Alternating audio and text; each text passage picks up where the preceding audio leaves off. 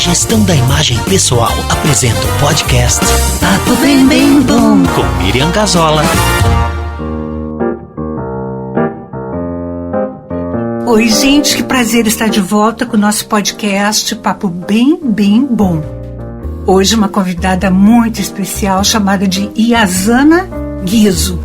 A Iazana é natural de Caxias do Sul, mas está radicada no Rio de Janeiro já faz um bom tempo. Tudo bom, Ia? Tudo ótimo, Miriam. Prazer estar aqui contigo. Prazer te ter. A Iazana, gente, assim, ela é professora, ela é arquiteta em primeiro lugar, é professora da Faculdade de Arquitetura e Urbanismo da Universidade Federal do Rio de Janeiro e ela é idealizadora da terceira margem Arquitetura e Singularidades. Além disso, ela é autora do livro Reativar Territórios, o Corpo e o Afeto na questão do projeto participativo. Então, assim, é muito assunto, é muita coisa, é muito conhecimento, e eu vou tentar focar num aspecto que eu achei extremamente interessante, que ela é uma bailarina.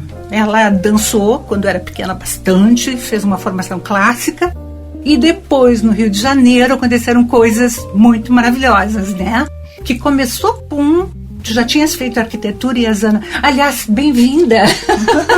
Super bem-vinda! Que prazer enorme te ter aqui, Iazana. É um prazer, assim, tamanho do trem. Principalmente te ver, assim, tão grande, tão poderosa, tão bonita. Muito legal. Então, assim, tu já tinhas feito arquitetura quando a psicologia veio. Vamos começar a dar uma... Da minha formação, né? Isso, vamos começar falando sobre isso, pode ser? Claro. Tá, então segue aí, Iazana. Então tá ótimo. É uma alegria estar aqui conversando com você, Miriam, e com a minha cidade natal, né? Então, eu me formei em arquitetura em Porto Alegre, depois eu fui para o Rio de Janeiro. No Rio de Janeiro eu fiz um mestrado em psicologia e depois eu acabei me formando em dança contemporânea. E aí acabei fazendo um doutorado em urbanismo, sendo que parte dele foi em Paris. E por fim, eu sosseguei em termos de formação, né? Mas como que uma coisa levou a outra, né? Eu fui percebendo, né, que o espaço ele era algo que tocava as pessoas. Eu estava muito curiosa, assim, de saber até quando a gente, de fato, fazia diferença na vida de alguém. Tu diz enquanto arquiteta. Enquanto arquiteta, né? A gente, quando projeta, a gente aprende na universidade a projetar pensando, eu vou fazer isso para que aconteça isso, para que a pessoa faça tal prática, né? E eu não sabia até quando o espaço de fato produzia sujeito ou era o avesso disso. Entendi. Então, nessa curiosidade, eu fui fazer um mestrado em psicologia, fui entender, então, o que era um sujeito, a produção de um sujeito. Sim. E o que o espaço tinha a ver com essa história. Como é que era o habitar, como que o sujeito habitaria. Isso. Para ser completo, a princípio. A minha pergunta era, se eu faço um projeto X ou um projeto Y, isso muda a vida da pessoa ou não? Certo. Né? Uhum. Todo esse meu trabalho aqui... Bela pergunta. Uhum. Faz de fato alguma diferença? Sim. Né? Era um pouco essa a minha pergunta. E eu fui estudar e fui ver que sim, que faz diferença. Que o espaço ele não determina a subjetividade de uma pessoa, mas ele é sim um dos agentes que produz subjetividade.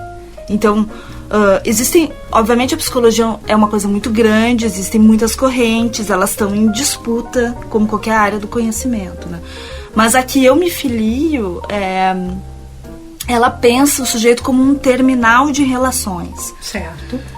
É onde milhões então de estímulos vão passando por você e você vai se tornando um ser singular a partir disso. Uhum. E não é o contrário, então. Você tem uma essência e sai pelo mundo propagando a sua essência. Ao contrário, o mundo marca em você um caminho e você traça ele, né? De modo singular. Eu acho que é uma troca simultânea, não é? Uma coisa meio que toma lá da cá. Isso. Essa interação é o tempo todo o tempo. Isso, né? Tá, eu sou produzido e produzo, Isso, né? Isso. Exatamente. Mas a gente tem, de maneira clássica, o entendimento de que nós temos uma essência, que nascemos com ela, né? E que é isso que dilui nessa perspectiva. Certo. Entendeu? Tem essa diferença. Que momento a dança entrou nisso, como fazendo parte da questão arquitetônica, isso, da questão da arquitetura, né? Sim, essa costura isso, que isso. Não é óbvia, né? Não, que passeia não é. tantos campos, assim. Então, na psicologia eu fui entender que o espaço é um território. Que os espaços podem ser entendidos como territórios existenciais e não apenas como dimensões, objetos, plásticos, que é mais ou menos a maneira com que a gente entende a arquitetura, né? E isso foi me levando a voltar para o corpo que eu tinha vivido enquanto criança, uma experiência de dançar, balé clássico, mas isso foi me fazendo então de redescobrir meu corpo, voltar a entender o que é de fato perceber via o corpo, o que é o corpo, como eu produzo o corpo. Sim.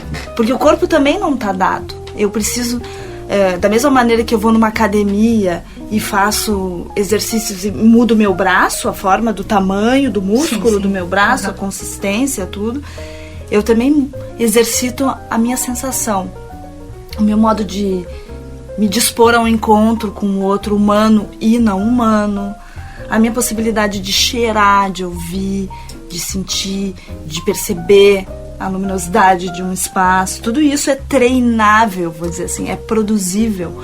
E a dança é uma grande ferramenta de sensibilidade e de expressão de si, né? Total, absolutamente inegável, fato perfeito. Isso. E aí, nesse arranjo não tão óbvio, eu fui entendendo que pela dança, a expansão do corpo produzia espaço. Então, olha a volta. Pois é. De um lado, a arquitetura é a expansão do corpo e de outro, o próprio corpo produz espaço. E um filósofo que eu gosto muito, que é Gilles Deleuze, ele explica isso, né? Por exemplo, você tem um macaco com a bunda vermelha. Tá. O macaco com a bunda vermelha, ele expressa um território. Aquela bunda expressa todo um território na floresta, porque aquela cor, ela reverbera, ela expande e ela afasta ou atrai determinados animais, né, que estão nessa floresta. Ou um outro exemplo que seria, esse é mais o exemplo da dança, ou um peixe colorido no mar, que tem uma cor neon. Essa cor também, ela cria uma espacialidade. Não é só o peixe, é tudo que aquela cor reverbera. Cria um território para o peixe, certo, a partir do corpo. A dança faz isso. A gente cria um território imenso. Quando eu vou ver uma bailarina, por exemplo, no solo, ela não é só o corpo dela. Ela ocupa o palco todo, aquele lugar todo, dependendo da bailarina, o mundo todo. Entendo. Né? Então, isso é a expressão de um território. Certo. E o avesso, a arquitetura é o avesso disso. Eu pego as coisinhas que tem no mundo e transformo aquilo no meu corpo. Então, tem um passarinho muito, muito legal, me esqueci agora o nome, porque aqueles nomes enormes, científicos, que ele faz isso conscientemente, né? Ele corta as folhas da árvore, as folhas caem e ele vai lá e vira. É uma árvore específica que tem um lado muito verde e o outro muito marrom. E ele vira todas as folhas para cima, verde, e cria um território verde para expressar seu canto. Ele fica sobre essas folhas e canta. Então ele prepara de fato um território. Um palco. Sim! É lindo, né? E o corpo dele não é só onde acaba a pena dele. O corpo dele é todo aquele verde. Ele, né? Transcende, o som vai além. Né? Vai além. Mas ele também pega elementos do mundo e transforma em corpo. Bem concreto. E é uma extensão dele próprio. Sim, entendi. Então esses são os movimentos de criação de território existencial, por um lado e por outro. E eu fui juntando isso e entendendo então de que a arquitetura faria sentido nesse caminho que eu estava trilhando. Deixa eu só fazer um intervalinho, Yazana, para as pessoas entenderem. A arquitetura na vida da Yazana é uma coisa assim, desde nascimento. Ela vive com um pai arquiteto, com a mãe que fazia parceria nessa arquitetura, e são ambos trabalhavam com arte também. Então, essa questão vive e dá para entender por que a Yazana entrou tão profundamente nessa questão. Desculpa, segue. Desculpa te tirar, mas eu queria que as pessoas pudessem ter uma dimensão tua, assim, um pouco maior. Da onde surge tudo. Isso. Sim, com certeza. Eu estou no momento de reverenciar a ancestralidade, né? Então, muito bonita essa sua intervenção. Agradeço, aproveitar aqui publicamente, agradecer meus pais. Né? Pais são tudo. Por toda a jornada, né? Sim. Tanto esforço, carinho e possibilidades que me deram, né? Voltando então, começou a fazer sentido a arquitetura para mim se ela pudesse ser, se ela não tivesse num lugar de neutralidade, como a gente aqui no Ocidente começou a colocar ela nos últimos tempos. Que é um lugar, é um espaço onde eu faço coisas dentro. É um espaço mais ou menos arrumado, onde eu organizo e otimizo espaços para guardar mais coisas. Uso uma linguagem que é parecida com outras coisas que eu já vi. E isso é arquitetura, né? A arquitetura não é isso, no meu ponto de vista. Pois é, me conta qual é o teu ponto de vista. Fui entendendo que a arquitetura ela começou a fazer sentido na minha trajetória a partir da ideia de ela ser uma ferramenta para nos reconectar com a gente mesmo e com a própria terra. Então eu desenvolvi um método que tem uma questão central, que é qual mundo queremos habitar. Qual o mundo queremos habitar? Isso é posto para quem, onde, quando, como? Isso é posto para os habitantes, porque eu acho bem mais adequado chamar as pessoas de habitantes do que de clientes. Entendi. Então, para os habitantes, sejam eles quais forem, e para os habitantes humanos e não humanos de um território. Porque a gente vive um momento muito sério da humanidade, né, Miriam? A gente está aí entrando no antropoceno, que é o que marca esse nome científico que se dá para esse momento onde a gente tem o homem como protagonista das ações da Terra, das ações do organismo vivo que é a Terra, desse grande organismo no qual a gente faz parte e simplesmente esquece. Então a gente tem aí os efeitos do nosso modo de habitar no aquecimento global, na perda de biodiversidade, no crescimento dos desertos, só para dizer dos 3 grandes maiores problemas que a gente tem para enfrentar, e não é num futuro longínquo, né? Sim, tá aí, tá já estamos vivendo, o coronavírus já é um efeito disso, e a gente tem 50 anos, é só 50 anos pela frente para tentar reverter o colapso geral de uma grande crise ambiental, capaz de incomodar para valer nossas vidas. Se a gente acha que o coronavírus está incomodando, não é nada, né? Então, um certo reposicionamento do nosso modo de habitar a Terra é extremamente necessário. Não dá para a arquitetura continuar fazendo o que ela vem fazendo, que ela faz, por um lado, homogeneizar os corpos. Então, todo mundo se torna o mesmo, mora no mesmo lugar, não importa qual lugar do mundo você esteja, você mora dentro de uma célula, que é um apartamento, que te desconecta com a Terra, ao invés de te conectar. Te desconecta de outros seres vivos, te desconecta da chuva, te desconecta do vento, te desconecta da água como um elemento sagrado, lúdico, erótico, e vai te produzindo. Lembra que eu falei antes da dança e que a produção do corpo se dá a partir de um corpo que eu vou trabalhando determinadas habilidades? Então é como se a gente estivesse fazendo isso ao avesso. Sim, perfeito. A gente está perdendo isso tudo, perdendo nossa relação com a Terra, perdendo nossos afetos. Então não importa se eu vou destruir uma montanha, porque ela não é mais um ser no qual eu me relaciono. É muito distante, né? Tu não tem noção disso, não viveste isso.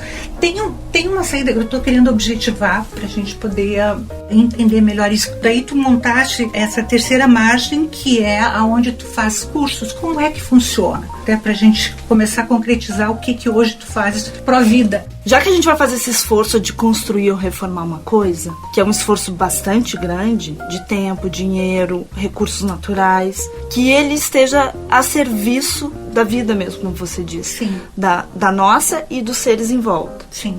Então, como é que a gente consegue fazer isso? Fazendo essa pergunta é um jeito que a gente foi criando. Qual mundo queremos habitar? Mas se eu faço essa pergunta, é difícil da pessoa responder. Sim. Para qualquer pessoa, porque é uma pergunta existencial. Então, o que normalmente num brief de arquitetura a pessoa responde? Eu quero 2 quartos, gosto de parede verde. Tá, mas qual mundo você quer habitar? 2 quartos e parede verde? Não funciona. Sim, começa a perceber a incoerência de uma coisa com a outra. Sim. Exatamente. Então a gente criou um processo de oficinas sensoriais, que são oficinas que se chamam Habitar Ar, Habitar Terra, Habitar Água e Habitar Fogo, onde a gente percorre um percurso juntos com o habitante de despertar esse corpo que todo mundo tem, que é o corpo de relação com a terra, que é o corpo poético, que é o corpo que vibra, que é o corpo que expande. Muito difícil, Yazana, trabalhar isso. Qual o método? A gente faz um método que parece que é que é dança. Parece que você está indo para uma aula. Dança. Aí entra a dança. Tá. Parece que você vai numa aula de biodança. Tá. O método ele tem 3 fases. O primeiro é magia, o segundo é cura e o terceiro é carne. Então, o magia é a gente muda a energia. Você vai falar do seu sonho, de um território que você vai transformar, que você vai colocar tanta energia nele, e você vem para a reunião brava, porque aconteceu uma coisa ali na esquina que uma pessoa te deixou bravo, entendeu? E aí você senta na reunião com essa energia para falar. Só que cada um de nós somos muitos, né? Eu sou a Yazana brava, a Yazana poética, a Yazana chata, a Yazana muito engraçada. Somos muitos. Então, o magia, a gente se coloca em roda, tira o sapato. É isso mesmo. São mais pessoas. É uma oficina. Pode ser só com uma pessoa única que vai reformar o apartamento. Pode ser com uma comunidade de 30, 60 pessoas. Pode ser com uma família de 4 pessoas. Entendi. Não importa. E aí a gente vai fazer movimentos vitais com o corpo que parece que a gente está dançando. Só que isso fica engraçado, isso mostra como a gente é travado, que a gente não vai conseguir nem levantar o braço e abrir assim, que a gente vai ter vergonha de fazer um negócio desse. E aí isso tudo começa a aparecer. Só que não só aparecer, começa a transformar. Porque você fica com vergonha, mas você levanta e abre o braço. E quando eu levanto e abro o braço, abre também meu peito. E quando eu abro meu peito, eu abro meu coração. Uau, que lindo. Que show, que necessário. Que necessário. Que necessário. Como é que eu não vou falar da minha casa sem meu coração? Eu vou falar de que lugar? Eu falo do meu coração. Certo. E aí, isso é só um exemplo, né? Porque a gente abre muito o corpo. E quando isso acaba, a gente deita no chão. E aí a gente vai para o processo cura. Nesse processo, a gente aciona o inconsciente. O que a pessoa faz? Nada. Ela fica no chão, deitada, e eu fico conduzindo esse processo, que é muito parecido com uma meditação, onde eu coloco em cima da pessoa alguns objetos. O habitar água é um saquinho com água, o habitar fogo são pedras, o habitar ar são sacos de ar ou bolas de aniversário. Aqui no Rio, no Sul é balão, né? No Rio é bola.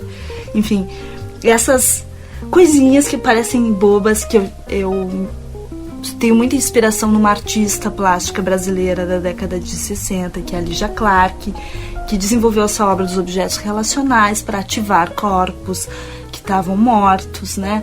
Então, tem aí um trabalho grande dessa artista, que é uma grande inspiração. E tem também a cultura afro-brasileira, ou mesmo a cultura ameríndia, que tem muitas fontes de ativação e de ervas e de coisas que a gente vai ajudando essa pessoa a acionar as suas próprias memórias e desejos. Porque eu não vou ali acionar a minha memória e desejo enquanto arquiteto, mas a memória das pessoas. Então, elas vivem esse processo e depois disso é o carne, que a gente senta e conversa. Aí sim a gente vai conversar. E aí a resposta não vai vir 2 quartos e parede verde. Entendi. A resposta depois disso tudo vem: eu quero colocar meu pé na terra. Certo. Eu quero um banho erótico no meio da sala, porque eu não quero esconder erótica na minha casa. Então, mundos vão sendo criados. Gente, que fantástico, extremamente terapêutico, extremamente revelador e encantador. Sim. Oh, muito, muito legal. E a Zana, assustador para as pessoas, elas já vão com uma predisposição, sabendo que vão encontrar um trabalho diferenciado, de uma certa forma invasivo ou não, ou ao contrário, né, invasivo para trazer para fora o que está lá dentro guardado, né? E aí, segue. Então, as pessoas que chegam até a gente são as que estão afim disso, né? Claro. Quem não tá afim nem chega perto, né? Então, chega... A pessoa que dá o tom, tá ali o dispositivo. O quanto ela quer ir, ela vai. Certo. O quanto ela não quer ir, ela não vai, né? Sim. Mas sim, eu acho que tem um momento que ela se depara com a grandiosidade dela mesma e às vezes assusta. Sim. Né? E aí, quando a gente vai desenvolver o projeto, porque a gente faz tudo isso para desenvolver um projeto de arquitetura ou só para fazer tudo isso, que não é só, né? Nossa, é muito. É muita coisa. Muito, que a gente faz, então, às vezes, oficinas, até tava fazendo online. E a Zana, assim, para entender melhor concretamente, tu poderia nos dar um exemplo de como depois disso avaliado, depois de toda essa experiência corporal e sensorial que houve, como é que é? Por exemplo, com a experiência água, houve alguma coisa nesse sentido? Sim. Algum projeto? Como é que desse momento meio fora do padrão, vivenciado por essas pessoas, como é que isso se concretiza no projeto? Sim, tem, por exemplo, o exemplo da Casa Mistério, né? Que é um exemplo onde o habitante, ele fala, né? Deixa eu só perguntar, o que é essa Casa Mistério? Então, a Casa Mistério é porque esse processo, ele acaba nos levando a dar nomes diferenciados por processo. Não é só um projeto ou uma reforma. Entendi. É um acontecimento, é uma casa mistério, uma casa cuidado, uma casa teatro. E por que aparecem esses nomes estranhos, né?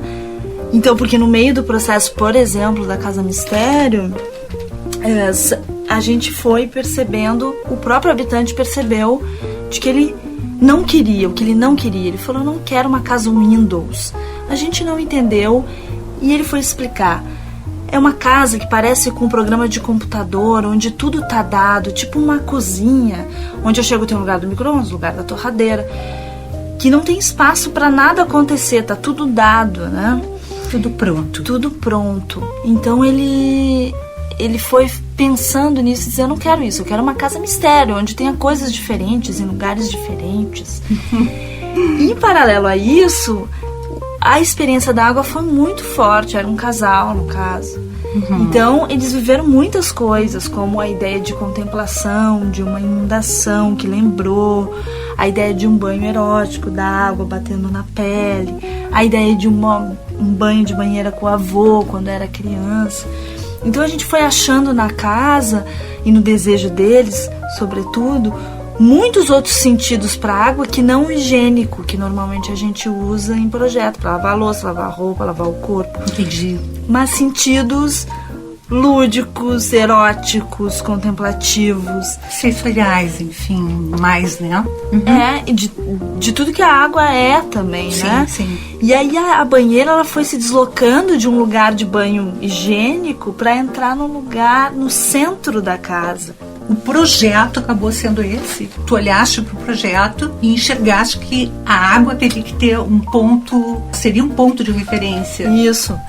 A partir do processo, na hora de desenhar, foi surgindo essas ideias de colocar, então, esse banho no centro, né? E não se configurar como um banho fechado. A banheira, ela tá do lado da sala, ela tá de encontro com uma varandinha minúscula. Gente, esse é um apartamento padrão em Porto Alegre, de 3 quartos, perto do Hospital Clínicas, não tem nada de luxuoso, mas você entra lá, é um outro mundo. Sim, é o meu mundo. E quando o mundo que eu quero. Exatamente, qual mundo você quer habitar? Isso. Aí a gente até ri, porque os habitantes nos falam que um entregador de pizza, por exemplo, vai lá, ele fala, gente, que é isso? Que casa é essa? Que loucura! Que tudo. Porque realmente marca uma singularidade de um outro território a habitar, que não é só para ser diferente. É porque isso reconecta eles com a água, reconecta eles com a contemplação, com a erótica, com a experiência lúdica que está ali no cotidiano desse casal. Eles acordam e dormem com essa possibilidade muito marcada, porque está no meio da casa deles, na sala. E se eles não tiverem afim, tem uma porta que corre e fecha. Certo. Também não é um negócio que é obrigado a ser, entende? Sim. Mas é uma... Hoje eu quero tomar um banho fechado. Não tô afim. Sim. E eles também têm o box lá, 5 minutos para sair, preciso correr, porque essa dimensão da vida também existe. Claro. Mas não precisa ser a única. Mas é transformador. Eu imagino o quanto transformador pode ser essa possibilidade a mais na tua vida. Exatamente, porque não é uma coisa que você foi viajar um dia para um hotel ou para uma praia e foi isso. Não, é a sua casa, né? Sim, sim. E aquilo você vai virando essa pessoa, entende? Aquilo vai entrando, vai te constituindo enquanto ser, não só na hora que você está no banho, na hora que o entregador de pizza chega. Você vai se tornando essa figura, né? Criando realmente um território para si, que expresse também um jeito de estar no mundo. E aí, como tu estás lá no Rio de Janeiro, longe da gente, o que a gente pode deixar para os ouvintes do nosso podcast?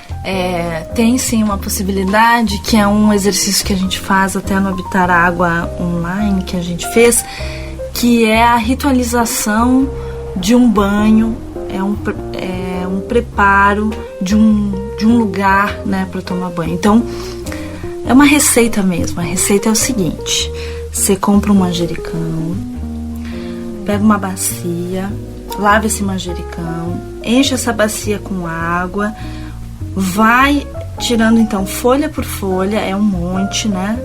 Folha uma por uma, e vai colocando nessa bacia com água, pensando cada folha nos seus desejos, no que você tem vontade de fazer, no que você gostaria. Faz isso em silêncio, num lugar que tenha só você. Deixa as coisas vir, dá espaço para essa conversa com essa folha, né? Você com essa folha montando um papo mesmo. Sim. E aí depois você amassa essa folha na água, mistura bem e deixa isso uma noite toda, um dia todo, né? Mais ou menos isso, num lugar que você considera sagrado da sua casa. Isso pode ter a ver com religião ou não. Quem tem a santinha, bota lá embaixo da santinha. Quem não tem santinha, bota num lugar que ache bonito da casa, embaixo de uma escultura que goste. Algo que você sinta que se conecta ali com algum infinito, né? E aí, você deixa ali um dia.